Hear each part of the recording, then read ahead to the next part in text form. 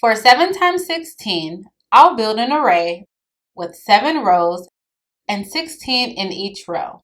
To model this with base 10 blocks, I'll set up 7 rows, each with 1 rod for 10 and 6 unit cubes for ones.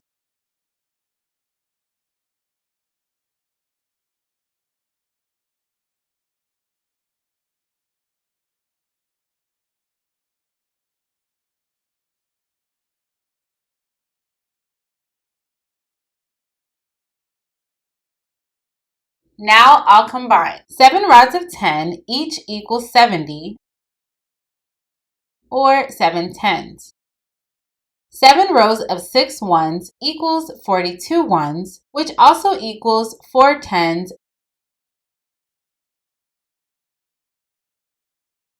and 2 ones.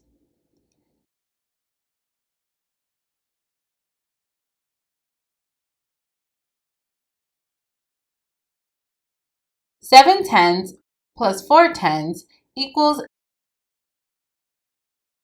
11 tens and can be regrouped as 100